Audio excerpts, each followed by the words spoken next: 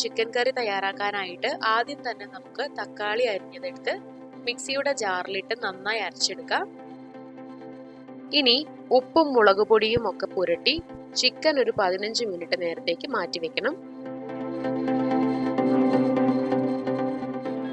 ഇനി ഒരു പാനിൽ എണ്ണ ചേർക്കുക.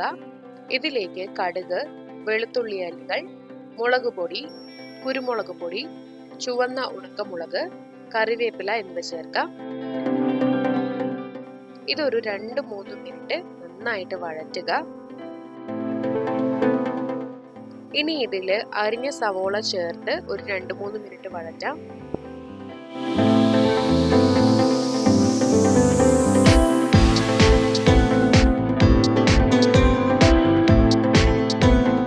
അടുത്തതായിട്ട് തക്കാളി പ്യൂരി ഇതിലേക്ക് ചേർത്ത് കൊടുക്കുക.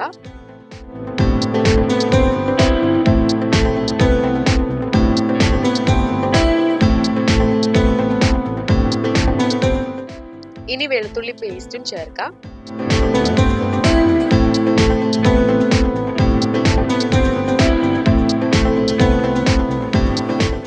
ആവശ്യത്തിന് ഉപ്പും മഞ്ഞൾപ്പൊടിയും മല്ലിപ്പൊടിയും ജീരകപ്പൊടി, മുളക് പൊടി എന്നിവയും ചേർക്കണം. നന്നായി ഇളക്കിയ ശേഷം ഇതിലേക്ക് മാറ്റിവെച്ച ചിക്കനും കൂടെ ചേർത്ത് കൊടുക്കാം. എന്നിട്ടൊരു 4-5 മിനിറ്റ് നന്നായിട്ട് പാകം ചെയ്തെടുക്കുക.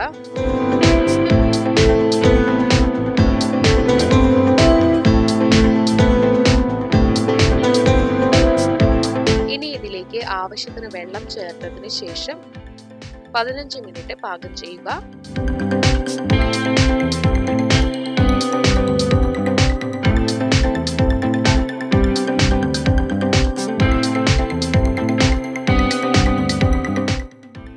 അടുത്തതായിട്ട് നാരങ്ങ നീര് ചേർത്ത് നന്നായിട്ട് വഴറ്റിയെടുക്കണം.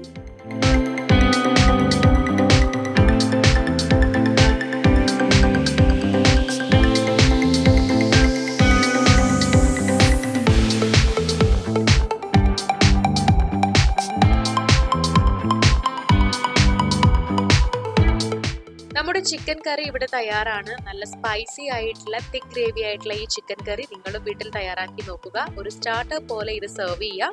അപ്പോൾ വീഡിയോ എല്ലാവർക്കും ഇഷ്ടമായെന്ന് വിചാരിക്കുന്നു. ഇഷ്ടമായെങ്കിൽ ലൈക്ക് ചെയ്യാനും ഷെയർ ചെയ്യാനും മറക്കരുത്. ഇതുപോലുള്ള കൂടുതൽ റെസിപ്പികൾക്കായി സമയം മലയാളം സബ്സ്ക്രൈബ് ചെയ്യുക.